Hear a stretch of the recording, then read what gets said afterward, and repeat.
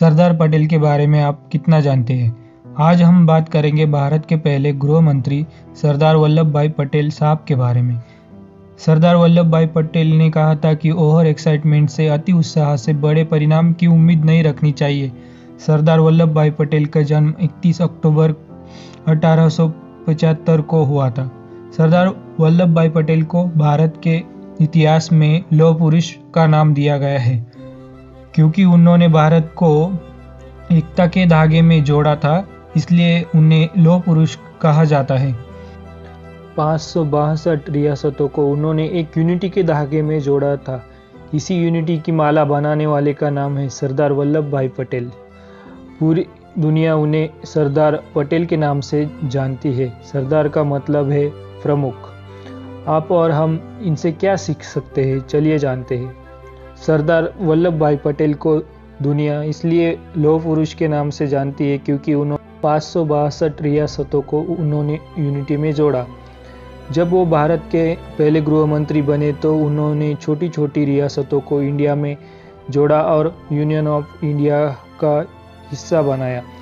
जो नक्शा आज हम देखते हैं उसका सारा क्रेडिट वल्लभ भाई पटेल साहब को जाता है।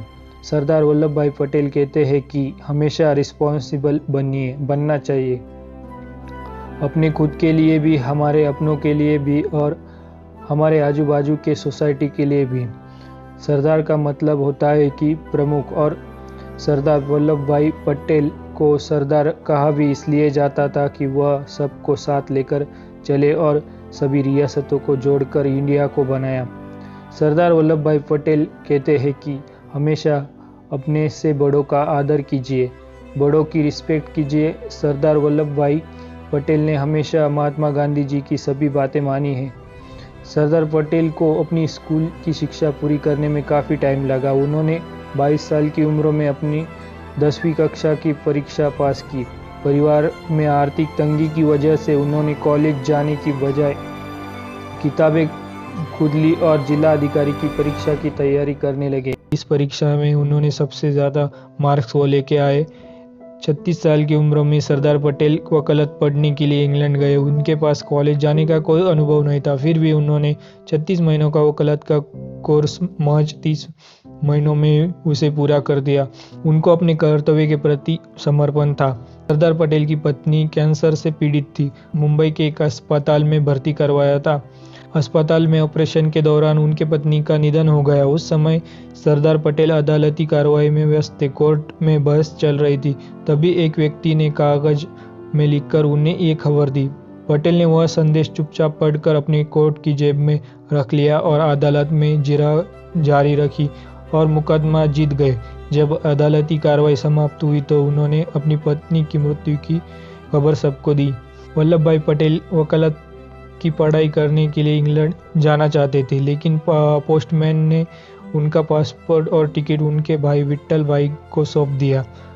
दोनों भाइयों का शुरुआती नाम वी.जे. पटेल था। ऐसे में विट्ठल भाई ने बड़ा होने के नाते उस समय इंग्लैंड जाने का फैसला लिया। वल्लभ भाई पटेल ने उस समय सिर्फ बड़े भाई को अपना पासपोर्ट दिया और टिकट दी, बल्कि उन्हें इंग्लैंड जाने के लिए और रहने के लिए कुछ पैसे भी भेज दिए। सरदार पटेल के कुछ अनमोल विचार। कठिन समय में कायर बहाना ढूंढते और बहादुर व्यक्ति रास्ता ढूंढते हैं।